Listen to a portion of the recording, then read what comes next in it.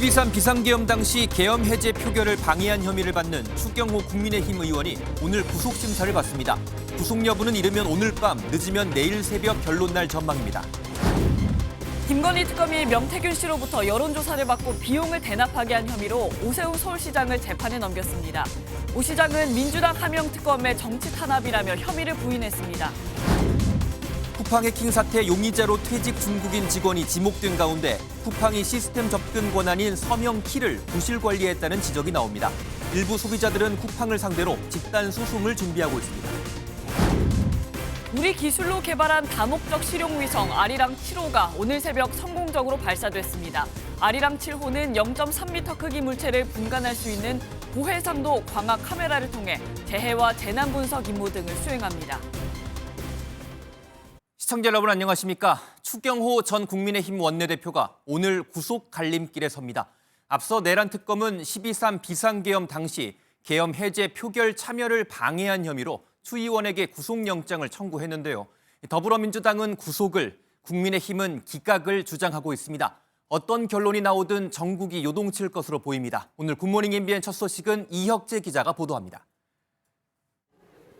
추경호 전 국민의힘 원내대표는 지난해 12월 3일 비상계엄이 선포된 이후 계엄 해제를 방해했다는 의혹을 받고 있습니다. 내란 특검은 추 전 원내대표가 윤 전 대통령으로부터 협조 전화를 받고 의원들을 본회의장에서 빼냈다고 의심하고 있습니다. 계엄 해제 요구안에 필요한 표결 참여를 방해하려는 목적이 있었다는 겁니다. 당시 추 전 원내대표가 비상의원총회 소집 장소를 국회와 당사로 여러 차례 변경하면서 국민의힘 의원 다수가 계엄 해제 의결에 참석하지 못했습니다. 지난달 3일 특검팀은 추 원내대표가 받는 범죄 혐의가 중대하고 증거인멸 우려 등이 있다며 구속영장을 청구했습니다. 내란 특검이 현직 의원을 상대로 구속영장을 청구한 건 이번이 처음입니다.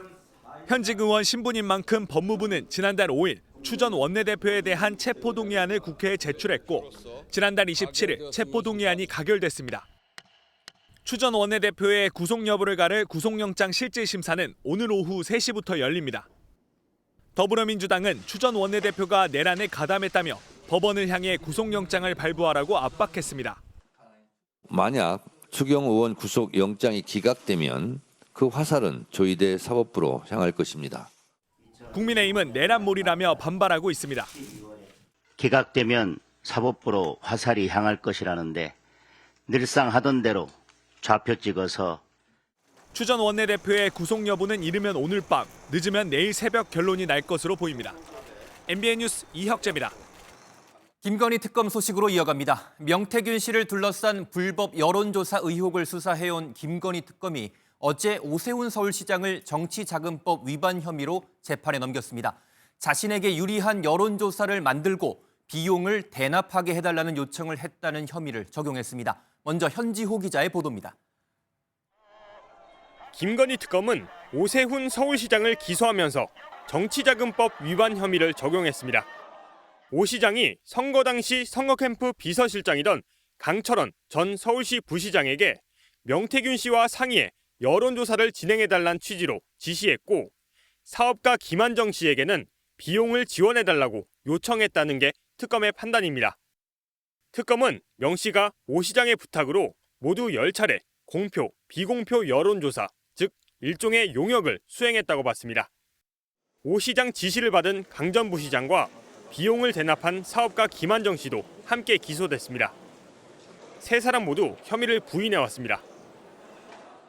아니 내가 부가세 주고 내 이름으로 송금해서 내가 한두 번 받아본 게 무슨 대납입니까? 특검은 사업가 김 씨가 명 씨 측에 5차례에 걸쳐 전달한 3,300만 원의 여론조사 비용을 오 시장을 위한 불법 정치자금으로 봤습니다. 8쪽 분량의 공소장에는 여론조사가 이뤄진 경위가 상세히 담긴 걸로 알려졌습니다. 특검은 오세훈 시장의 구체적 범행 사실에 대해선 말을 아끼면서 앞으로 공소 유지에 전념을 다할 예정이라고 밝혔습니다. MBN 뉴스 현주입니다. 오세훈 시장은 특검의 기소에 오세훈 죽이기 정치특검이라면서 즉각 반발했습니다. 이에 더불어민주당은 오 시장을 향해 선거 출마는커녕 시장 자격조차 없다며 시장직을 내려놓으라고 압박했습니다. 이어서 김태형 기자가 보도합니다. 오세훈 시장은 특검의 기소를 받아들일 수 없다며 명태균 씨가 진행한 여론조사 상당수가 가짜라는 점을 지적했습니다.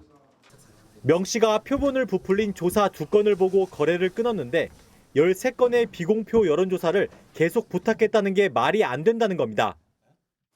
아니 저희가 바보입니까?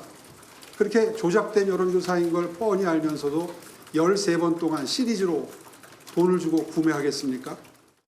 그러면서 민주당의 하명을 받은 특검이라 맹 비난하며 내년 시장 선거와 시정 공백 우려에 정면 돌파 의지를 밝혔습니다. 막상 이렇게 기소를 했다는 얘기를 들으니까 분노가 치밉니다. 이런 식의 오세훈 죽이기에 저는 결코 영향받지 않겠습니다. 민주당은 하명 특검이란 오 시장 주장이 터무니없다고 반박했습니다. 이어 명태균 씨의 증언들이 쌓이면서 오 시장의 불법 여론조사가 드러난 거라며 시장직 사퇴를 요구했습니다. 시민들을 속이고 명태균식 불법 여론 조작으로 시장이 되었다면 애초부터 시장 자격이 없는 사람이었습니다. 민주당은 내년 지방선거를 앞두고 오세훈 시장의 사법 리스크를 정조준하며 서울시장 탈환을 위한 분기점으로 삼겠다는 전략입니다. MBN 뉴스 김태형입니다. 현직 서울시장이자 당내 유력한 다음 서울시장 후보의 사법 리스크에 국민의힘은 선거 개입이라면서 강하게 반발했습니다. 계속해서 김민수 기자의 보도입니다. 국민의힘은 김건희 특검의 오세훈 서울시장 기소를 명백한 선거 개입이라고 비판했습니다. 민주당이 설계하고 특검이 집행한 하명 수사이자 표적 수사라고 주장했습니다. 추측과 정황만을 가지고 현직 시장을 기소하는 것은 법치주의에 대한 중대한 도전입니다. 주진우 국민의힘 의원도 명태균의 진술도 김건희 특검도 오염됐다며 서울 집값 잡을 자신이 없으니 생사람 잡겠다는 것이라고 꼬집었습니다. 문제는 국민의힘 당원 당규입니다. 정치자금법 위반 혐의로 기소된 정치인은 원칙적으로 당내 경선에 나설 수 없습니다. 다만 윤리위원회 규정에는 정치 탄압 등 타당한 이유가 있다고 인정되는 경우 당대표가 윤리위 의결을 거쳐 징계 처분을 취소 정지할 수 있도록 하는 예외 조항이 있습니다. 장동혁 대표의 결단에 따라 오 시장의 경선 참여 여부가 결정되는 상황인 겁니다. 장 대표로서도 고심할 수밖에 없는 지점입니다. 당장 오 시장이 빠진 서울시장 경선은 흥행을 담보할 수 없지만 동시에 오 시장이 5선 도전에 성공할 경우 차기 대권 레이스에서 장 대표의 잠재적 경쟁자가 될 수 있기 때문입니다. 오 시장의 사법 리스크와 지방선거 출마 여부를 두고 국민의힘에선 또 다른 당내 갈등이 불거질 가능성도 엿보입니다. MBN 뉴스 김민수입니다. 이런 가운데 국가인권위원회가 김건희 특검 수사관 1명을 직권남용 혐의로 고발하고 3명을 수사 의뢰하기로 했습니다. 특검 수사를 받다 숨진 양평 공무원에게 허위 진술을 강요했다고 판단한 건데요. 이 소식은 안정모 기자가 보도합니다. 지난 10월 양평 공흥지구 개발 특혜 의혹으로 김건희 특검 조사를 받은 뒤 스스로 목숨을 끊은 양평군청 공무원 정모 씨. 이번 사건을 조사해온 국가인권위원회가 김건희 특검 수사관 1명을 직권남용 혐의로 고발하기로 했습니다. 고인이 남긴 21장 분량의 유서를 확인한 결과 특검 측의 인권 침해 정황이 확인됐다는 겁니다. 실제 고인이 남긴 유서에는 수사관의 강압에 전혀 기억도 없는 진술을 했다. 군수 지시는 없었다고 해도 계속 추궁했다는 등의 내용이 담겼는데 인권위는 이러한 표현을 미루어 볼 때 직권남용이 성립한다고 판단했습니다. 9시 20분에 도착해서 새벽 1시까지 물은 거 또 묻고 협박하고 회유하고 거짓말한다고 모멸감 주고 그 과정이 계속 반복된 거예요. 하지만 고발된 특검 수사관은 혐의를 부인한 것으로 전해졌습니다.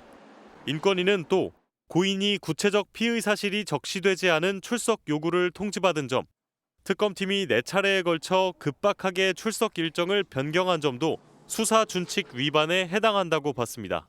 이와 함께 당시 정 씨를 함께 조사한 김건희 특검 수사관 3명에 대해서도 수사 의뢰했습니다. 인권위는 경찰청장에게 4명 모두에 대한 징계를 권고하고 국회의장에게는 향후 특검법 제정 개정 시 수사 과정에서 인권보호 규정을 명확히 포함시켜달라고 권고했습니다. 민중기 특검에게도 향후 조사에서 피의자들의 인권 침해가 발생하지 않도록 당부했습니다. 앞서 지난주 김건희 특검은 정 씨를 조사한 경찰 출신 수사관 4명 중 3명을 파견 해제하기로 했다고 밝혔습니다. 하지만 특검팀은 강압적 언행을 한 정황은 있지만 현 단계에서 규정 위반 사항을 단정하긴 어렵다고 판단했습니다. MBN 뉴스 안정모입니다. 내일이면 윤석열 전 대통령이 계엄을 선포한 지 1년이 됩니다. 윤 전 대통령은 현재 수인번호 3617번을 달고 서울구치소에 수감된 상태인데요. 외환 혐의 재판이 어제부터 시작되면서 윤 전 대통령은 앞으로 주 5회 법정에 설 것이란 전망도 나옵니다. 먼저 최희지 기자가 보도합니다. 계엄 1년을 이틀 앞두고 윤석열 전 대통령에 대한 외환 관련 첫 재판이 열렸습니다. 윤 전 대통령은 계엄 선포의 명분을 만들기 위해 평양에 무인기를 투입하라고 지시해 북한의 공격을 유도한 혐의를 받고 있습니다. 어제 재판 내용이 국가보안상 대부분 비공개된 가운데 윤 전 대통령은 3개 사건의 재판을 받게 됐고 2개 사건의 재판도 곧 받아야 하는 처지에 놓였습니다. 그동안 내란 재판과 체포 방해 관련 재판으로 주 2회에서 3회 법정에 출석해야 했던 윤 전 대통령은 추가된 재판으로 주 4회 혹은 일주일 내내 법정에 서야 할 것으로 예상됩니다. 외환 관련 재판부는 3월 이후에는 주 4회까지도 재판을 열 수 있다고 밝혔는데 윤 전 대통령 변호인은 재판 일정이 너무 많다며 반발하기도 했습니다. 윤 전 대통령에 대해 가장 오래 이어진 재판은 내란 우두머리 혐의 재판으로 내년 2월에 선고가 내려질 전망입니다. MBN 뉴스 최희지입니다. 공교롭게도 계엄 1년인 내일엔 김건희 여사 재판의 결심 공판도 진행됩니다. 특검의 구형량이 공개될 예정인데요. 특검이 재판 중계를 요청한 만큼 재판에서 김 여사의 육성이 처음으로 공개될지도 관심입니다. 이어서 박규원 기자가 전해드립니다. 김건희 여사에 대한 결심 공판이 내일 12월 3일 열립니다. 김 여사가 처음 포토라인에 선 지 넉 달 만, 재판이 시작된 뒤 석 달 만입니다. 국민 여러분께 저같이 아무것도 아닌 사람이 이렇게 심려를 끼쳐서 진심으로 죄송합니다. 김 여사는 지난 8월 도이치모터스 주가 조작과 통일교 청탁 혐의 등으로 재판에 넘겨졌습니다. 결심에서는 특검의 구형과 변호인의 최후 변론, 김 여사 본인의 최후 진술이 이어집니다. 특검은 재판부에 결심 재판 중계 요청을 해둔 상태인데 재판부가 이를 받아들인다면 김 여사의 최후 진술이 육성으로 공개될 예정입니다. 김 여사에게 금품을 건넨 혐의를 받고 있는 통일교 한학자 총재는 자신의 첫 재판에서 혐의를 전면 부인했습니다. 한 총재 측은 김건희 여사에게 금품을 주라고 지시한 적이 없고 윤영호 전 본부장의 정치적 야심에서 비롯된 독단적 행위라고 주장했습니다. 통상 변론 종결 후 한두 달 내 선고가 이뤄지는 만큼 내년 초 김 여사에 대한 법원의 첫 판단이 나올 전망입니다. MBN 뉴스 박규원입니다. 비상계엄 1년을 앞두고 올해 안에 내란 전담 재판부를 설치하겠다 공언했던 더불어민주당이 내란 전담 재판부 설치법 등의 법안을 법사위 법안소위에서 통과시켰습니다. 국민의힘은 나치 재판부냐며 제도적 살인, 독재의 길이라고 반발했습니다. 이 내용은 정태진 기자입니다. 내란 전담 재판부 설치로 국민이 명령한 내란 청산을 반드시 완수하겠습니다. 내란 숙의 윤석열이 또다시 석방돼 거리를 활보하고 다니는 것 아니냐는 윤석열 전 대통령 재판이 지지부진하다며 내란 전담 재판부 연내 설치를 공언한 정청래 대표. 국민의힘은 내란몰이가 뜻대로 되지 않자 정권 입맛에 맞는 판사를 골라 인민재판을 하겠다는 것이라고 즉각 반발했습니다. 정청래 대표가 직접 나서서 사법부를 겁박했습니다. 늘상 하던 대로 좌표 찍어서 개딸을 동원하겠다는 것입니다. 법안 심사를 위해 열린 법사위 소위. 시작부터 여야는 강하게 충돌했습니다. 내란 혹시 무죄 나올까 봐 두려운 민주당이 나치 특별재판부구나. 나치가 정권을 잡은 다음에 뭐 했습니까? 꼭 작년 1년 전에 계엄군처럼 행동하시는 것 같습니다. 법원 행정처는 그 자체로 사법권 독립을 침해한다며 우려했습니다. 독재의 길이라는 야당의 반발 속에 관련 법안들은 여당 주도로 법안 소위를 통과했습니다. MBN 뉴스 정태진입니다. 다음은 쿠팡 해킹 관련 소식으로 이어갑니다. 쿠팡의 3,370만 명 개인정보를 유출한 사고는 퇴사한 중국인 직원이 벌인 것으로 추정됩니다. 유통공룡 쿠팡, 알고 보니 정보보호 투자는 인색했고 이게 화를 키웠다는 지적이 나옵니다. 먼저 정설민 기자가 보도합니다. 유력 용의자로 지목된 중국인 전 직원은 인증 관련 업무를 맡았던 것으로 알려졌습니다. 이때 쓰던 내부 시스템 접근 열쇠로 중국에서 3,370만 명에 달하는 개인정보를 탈취한 것으로 보입니다. 내부 시스템에 접근하려면 일회용 출입증인 토큰이 필요한데 여기에는 출입을 허가하는 인증 도장, 서명키가 있어야 합니다. 문제는 해당 직원이 퇴사한 뒤에도 서명키를 삭제하거나 갱신하지 않은 것으로 보인다는 점입니다. 이 때문에 중국에서도 마음대로 출입증을 찍어낼 수 있었던 겁니다.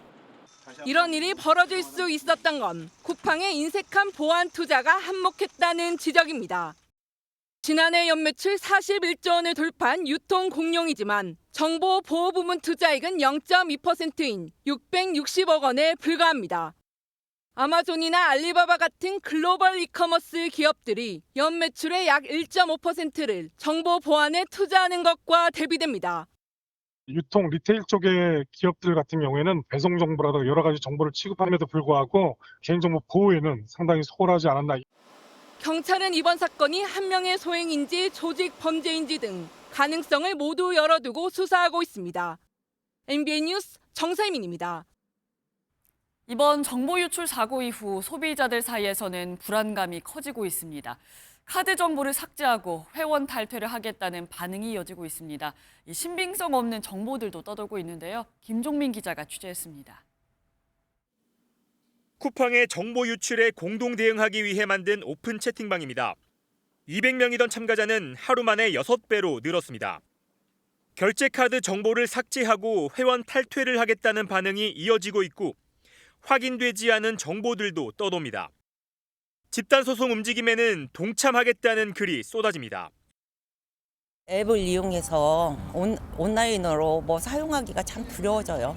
보안 시스템도 미리미리 준비를 해놓고 그랬어야 되는데 너무나 실망스럽고.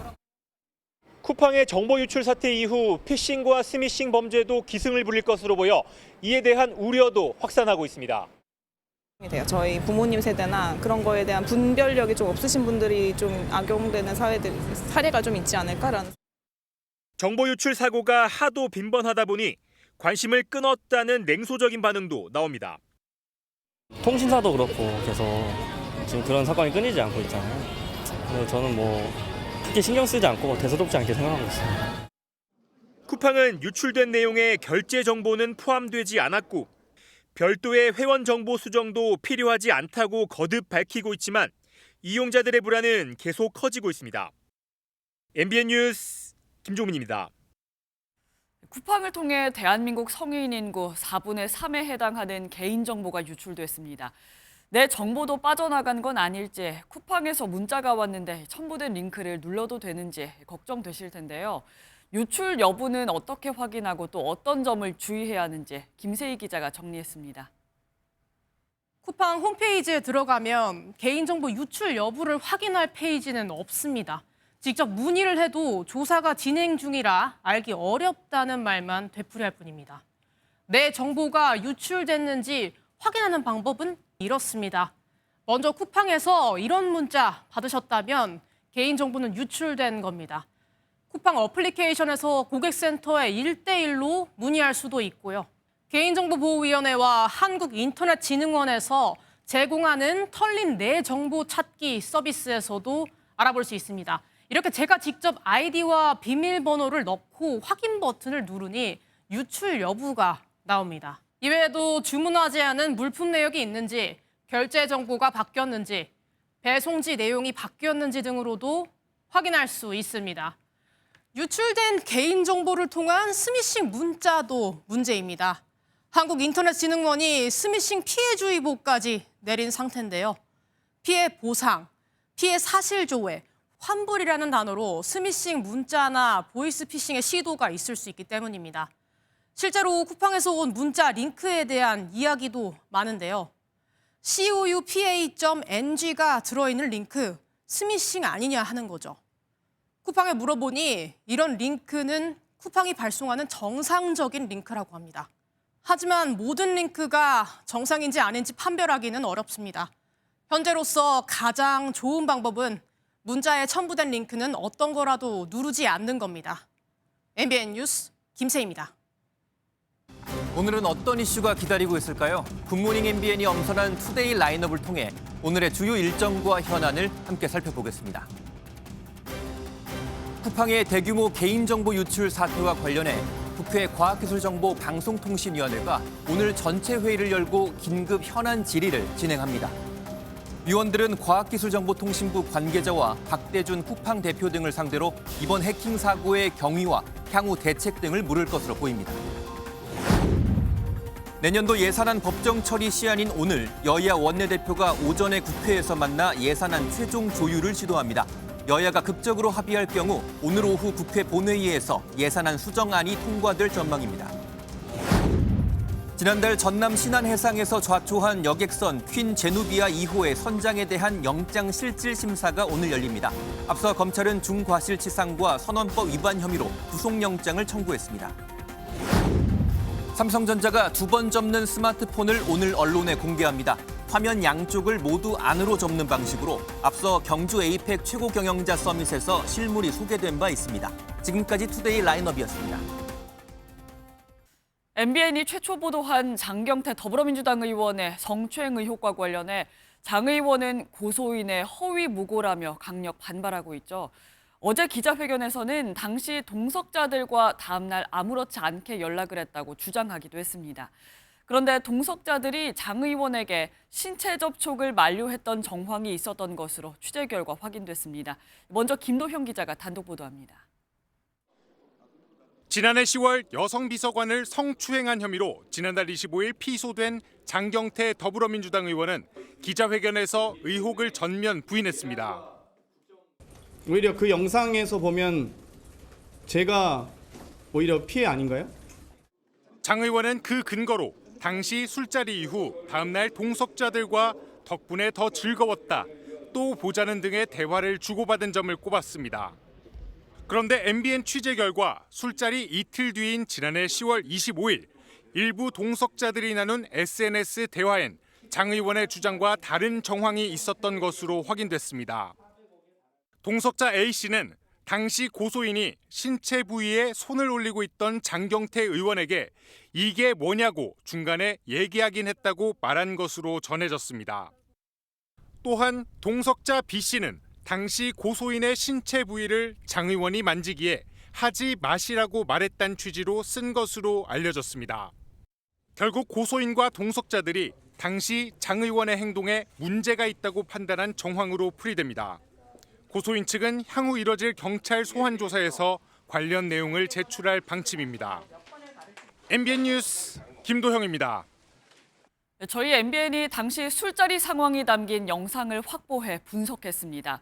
장경태 의원은 사건의 본질은 추행이 아니라 데이트 폭력이라고 주장했는데 영상을 촬영한 남성은 취재진에게 성추행이 본질이며 전형적인 권력형 성범죄라고 강력 반발했습니다.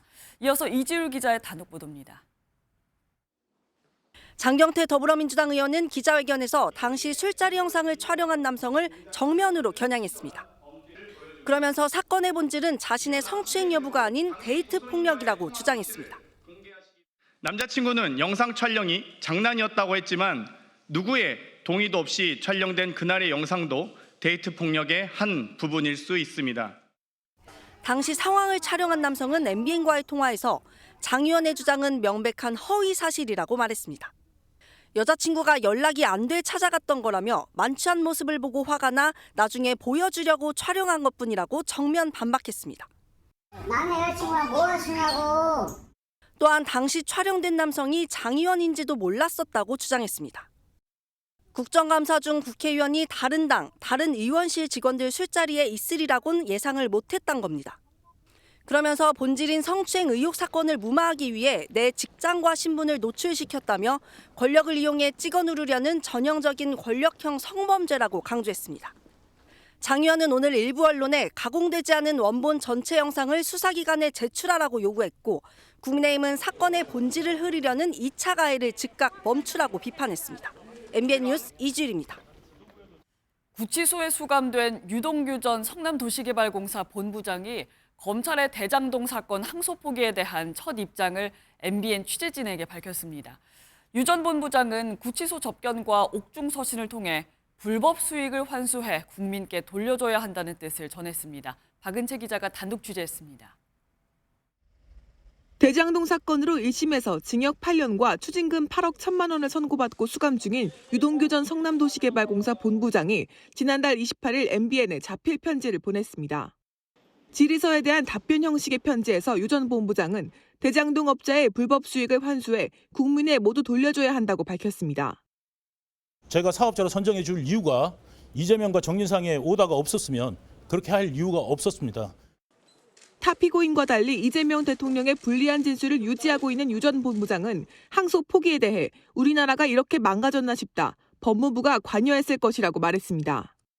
대장동 수사가 한창일 당시 검사에게 대장동 일당 절대 못 잡는다. 저만 다친다라고 말했었는데 실제로 항소 포기가 됐다며 그때 이미 결말을 보았다라고도 했습니다. 또 남욱 변호사 등 사업자 일부가 검사 회유가 있었다며 진술을 바꾼 것과 달리 저의 자백은 변하지 않을 것이라고 적었습니다. 유 전 본부장은 지난달 21일 진행된 MBN과의 구치소 접견에서도 다른 공범들이 뭐라고 하든 신경을 쓰지 않고 항소심에서 진실을 밝혀 받을 벌은 받겠다고 말했습니다. 서울고등법원 형사 6부에 배당된 대장동 사건 항소심은 내년에 첫 재판이 열릴 전망입니다. MBN 뉴스 박은채입니다. 어제 더불어민주당 최고위원 3명이 지방선거 출마를 위해 사퇴했습니다. 최고위원 과반 사퇴에 미치지 않으면서 정청래 지도부가 유지되는 가운데 민주당 내부의 지방선거 경쟁도 본격화하고 있습니다. 신영빈 기자입니다. 정청래 더불어민주당 대표가 지방선거 출마를 선언한 3명의 최고위원에게 환하게 웃으며 꽃다발을 건넵니다. 전현희 최고위원은 서울시장에, 한준우, 김병주 최고위원은 경기도지사에 각각 출사표를 던졌습니다. 이제는 가보지 않은 길을 가려고 합니다. 반드시 승리해서 돌아오도록 하겠습니다. 이재명 대통령을 죽이려고 했던 이들의 무도함을 밝히는 데 최선을 다하도록 하겠습니다. 이재명 대통령의 성공을 위해 선봉에 서서 전천후 수륙 양육 장갑차가 되겠습니다. 내년 6월 3일 지방선거에 나서려면 당원 당규에 따라 6개월 전인 오늘 자정까지 당직에서 물러나야 하는데 출마 여부가 주목됐던 이현주, 황명선 최고위원은 불출마를 선택하며 최고위원직을 지켰습니다. 이에 따라 최고위원 9명 중 3명이 사퇴하는 데 그쳐 비상대책위원회 전환 없이 정청래 지도부가 지방선거를 지휘합니다. 우리가 한 공간에서 이렇게 있었던 것이 우연일지 모르지만 그것은 이재명 정부의 성공을 위한 필연이었음을 우리 세 분 퇴임하는 최고위원들께서 입증해 주시기를 바라고. 서울시장과 경기지사 후보군만 각각 10여 명에 달하는 가운데 지도부에 몸담았던 의원들이 잇따라 출마를 선언하며 민주당의 지방선거 시계도 빠르게 돌아가고 있습니다. MBN 뉴스 신영빈입니다. 장동혁 국민의힘 대표와 조국 조국혁신당 대표가 첫 만남부터 신경전을 벌였습니다. 조 대표는 장 대표 면전에서 극우 대변자로 비춰진다며 이른바 윤석열 일당과 절연하라고 말했습니다. 노하린 기자입니다. 취임 후 처음으로 장동혁 대표를 예방한 조국 대표와 장 대표가 웃는 얼굴로 손을 맞잡습니다. 우리가 때로 정치적 입장은 다를 수는 있겠지만 민생을 우선시하는 일에는 국민의 삶을 살피는 일에는 힘을 모아야 된다고 생각합니다. 조 대표가 얼마든지 합의할 수 있다고 화답하며 훈훈한 분위기가 연출됐지만 윤석열 전 대통령을 언급하며 분위기는 이내 얼어붙었습니다. 윤석열 일당과 확실한 절연을 선언해 주십시오. 부정선거론자, 사이비 종교단체 결탁 세력, 극우 파소 세력과 절연해 주십시오. 조 대표는 국민의힘 지도부가 내란 우두머리의 비호자이자 극우 태극기 부대의 대변자로 비치고 있다고도 말했습니다. 조 대표의 일침에 장 대표는 오히려 야당으로서 혁신당과 국민의힘이 이재명 정부의 잘못에 대해 함께 목소리를 내야 한다고 강조했습니다. 두 사람이 마주한 시간은 단 10분, 비공개 면담도 하지 않았습니다. 다만 국민의힘과 조국혁신당은 오늘 양당 대표의 대장동 항소포기 토론회 개최를 논의하는 실무회의를 열기로 했습니다. MBN 뉴스 노하린입니다.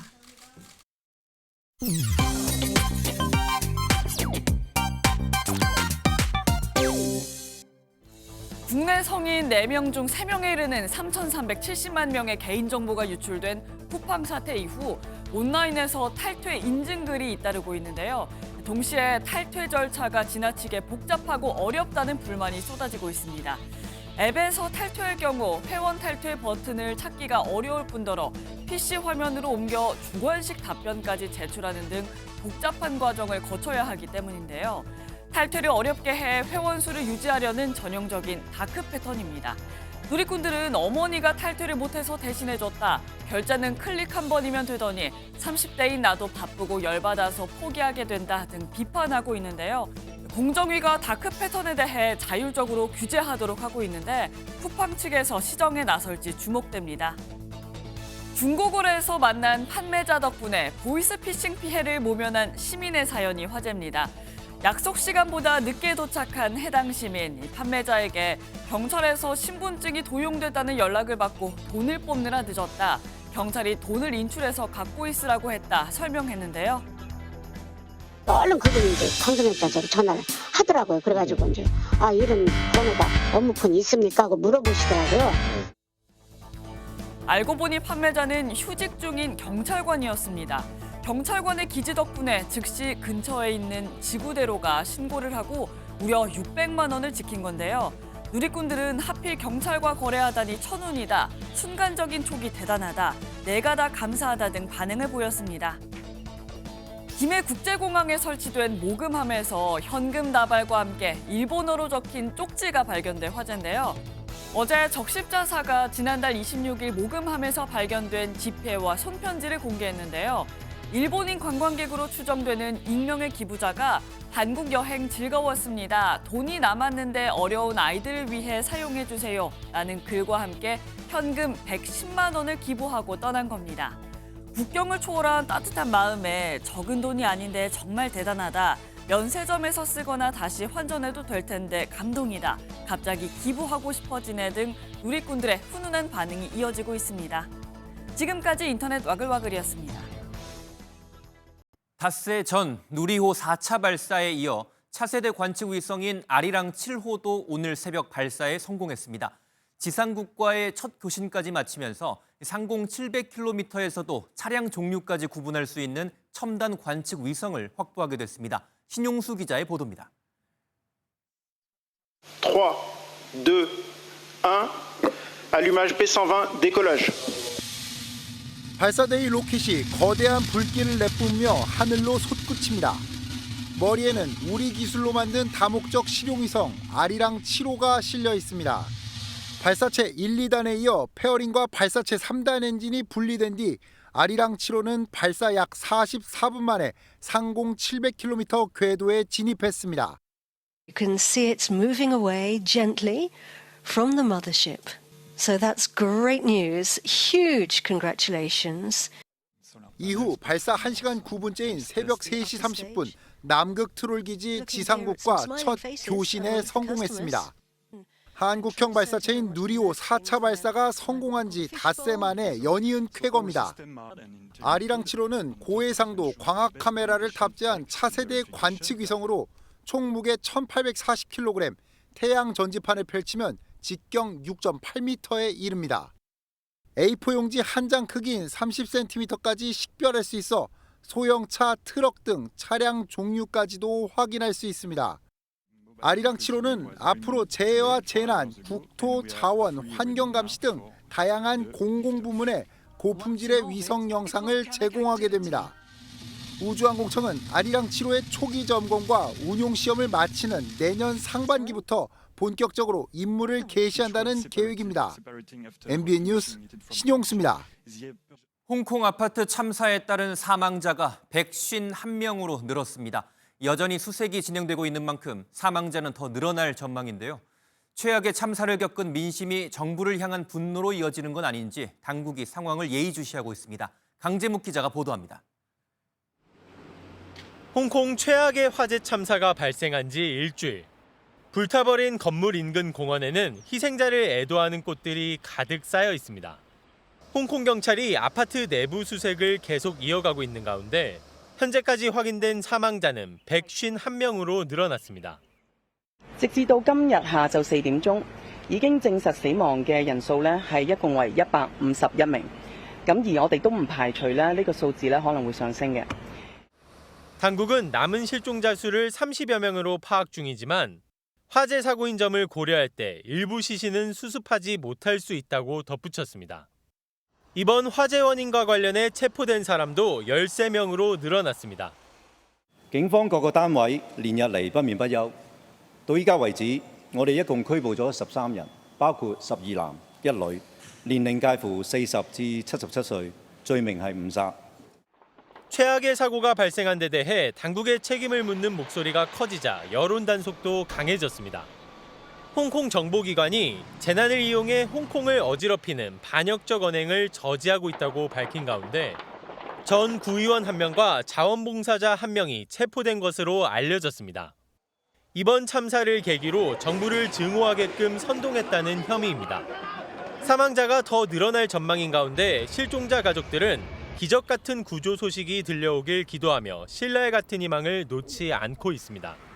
MBN 뉴스 강재묵입니다. 해외 주식을 많이 사들이는 개인 투자자를 서학개미라고 하죠. 정부가 연일 서학개미들에게 우려를 표시하면서 국내 증시로 돌아올 것을 권유하고 있는데요. 다양한 증시 활성화 조치도 약속했지만 이 와중에 증권 거래세는 내년부터 높입니다. 금융투자소득세 시행이 백지화된 만큼 불가피한 조치라지만 개미들의 반응은 어땠을까요? 보도에 강서영 기자입니다. 서학개미가 환율 상승을 부추기고 있다며 경고의 목소리를 잇따라 내고 있는 금융당국. 이번엔 금융감독원이 나섰습니다. 금융회사들이 해외 주식 투자 영업을 어떻게 하고 있는지 점검하겠다는 겁니다. 개미들에게 과도하게 투자를 제한해 환율 상승을 부추긴 건 아닌지 확인하려는 취지로 보입니다. 이창용 한국은행 총재 역시 앞서 환율 상승의 원인으로 서학개미를 지목하며 걱정을 표한 바 있습니다. 제가 젊은 분들이 하도 해외 투자를 많이 해서 유행처럼 막 커지는 게 좀 그래서 그런 면에서 걱정이 됩니다. 한마디로 외국 주식 팔고 국내 증시로 돌아오라는 건데 다소 엇박자가 나는 조치가 나왔습니다. 이런 가운데 정부는 내년부터 코스피와 코스닥의 증권거래세를 0.05%포인트씩 인상하기로 했습니다. 금투세 시행이 최종 백지화됨에 따라 거래세율을 다시 높였다는 게 정부의 설명입니다. 하지만 개인 투자자들은 환율 상승의 책임을 떠넘기는 것도 모자라 세금까지 올리려 한다며 불만을 표시합니다. 그런 것 때문에 올랐다고 하기에는 너무 헛소리죠. 아무래도 개인 투자자보다는 기관에게 좀 뭐라고 해야 하는 게 국민연금을 비롯한 기관 투자자들도 지난 3분기 해외 주식 잔고가 역대 최대인 721조 원까지 늘어나 개미들에게만 책임을 돌리고 있다는 지적도 나옵니다. MBN 뉴스 강서영입니다.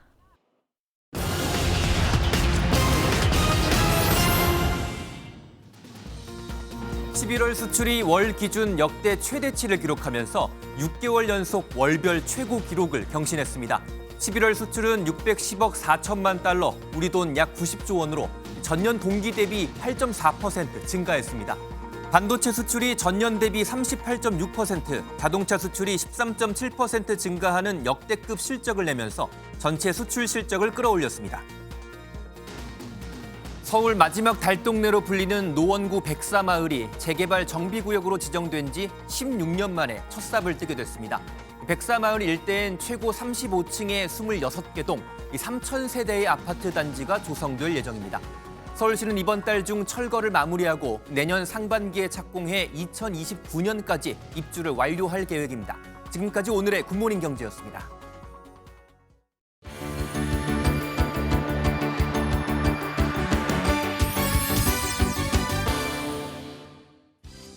굿모닝 월드입니다. 많은 이들의 드림카로 꼽히는 한 자동차가 40여 년 만에 다시 태어났습니다. 주인공의 어릴 적 첫사랑과도 같다는 이 자동차, 어떻게 되살아났을까요? 고 숀 코네리와 함께 영화 007 골드핑거에 나와 한 시대를 풍미했던 에스턴 마틴 DB5. 영국의 한 남성이 이 자동차를 구매했지만 생계와 가족을 책임지느라 길가에 40년간 방치했다죠. 차체가 완전히 부식됐지만 그는 복원에 대한 꿈을 버리지 않고 돈을 모았고 결국 꿈이 이뤄졌습니다. 4년에 걸쳐 부품을 새로 교체하고 녹을 제거하자 은빛 광택을 뽐내며 부활한 자동차. 에스턴 마틴사는 복원한 DB5의 가치가 우리 돈 약 19억 2천만 원에 달한다고 책정했는데요. 역시 클래스는 영원한 것 같습니다.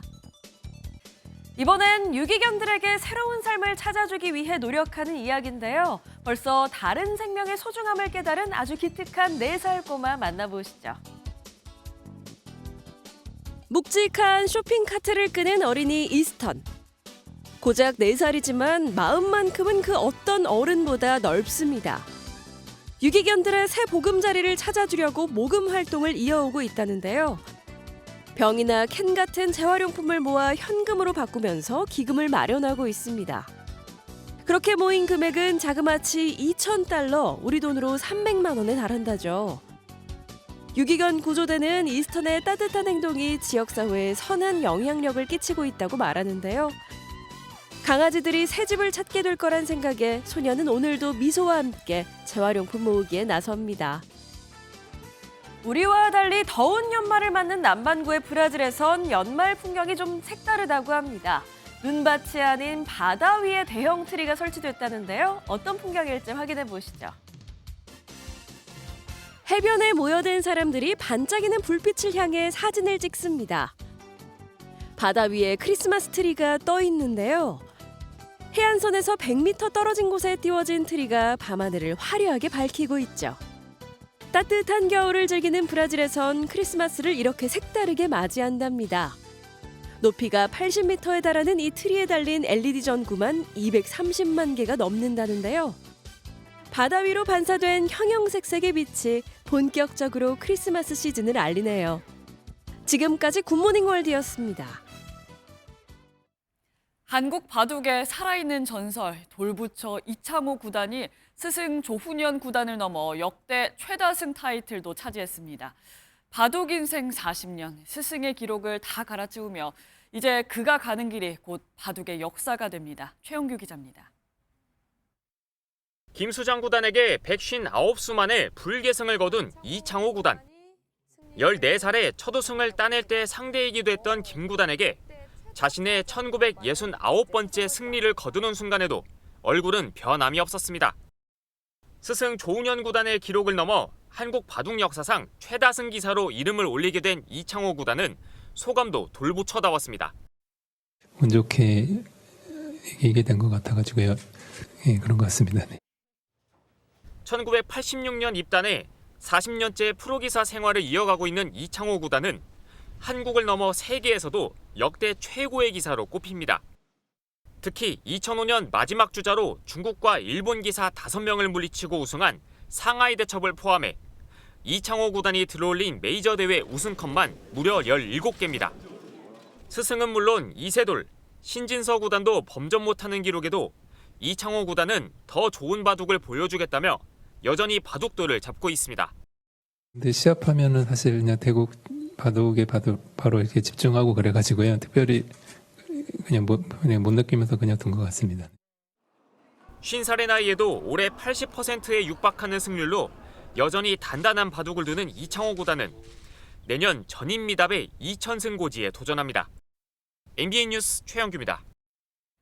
한미 양국이 미국 워싱턴에서 만나 한미 정상회담 합의안 일명 팩트시트 이행을 위한 첫 고위급 협의를 열었습니다. 양국은 부문별로 협의 채널을 구축해 정상 간 합의 내용을 신속하게 이행하기로 뜻을 모았습니다.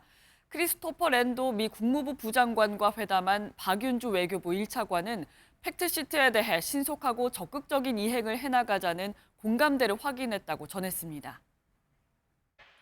밤사이 찬 공기가 파고들면서 오늘 아침 대부분 지역에서 영하권 추위를 보이고 있습니다. 현재 서울이 0.8도 보이고 있는데요. 내일은 더 춥겠습니다. 아침 기온이 영하 8도에 체감 온도는 영하 12도까지 곤두박질하겠고요. 낮에도 영하권에 머물면서 종일 춥겠습니다. 추위 속에 서해안으로는 눈도 내리겠습니다.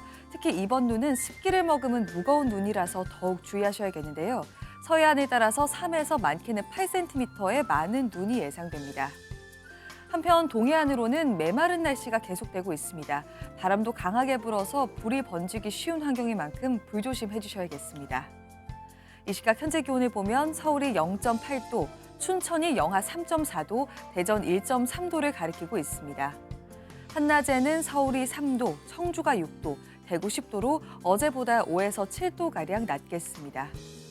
오는 목요일에는 수도권을 비롯한 서울에도 첫눈이 내릴 가능성이 있습니다. 내셨습니다. 저희는 내일 아침 7시에 더 알찬 소식으로 돌아오겠습니다. 건강하고 행복한 하루 보내시기 바랍니다. 고맙습니다.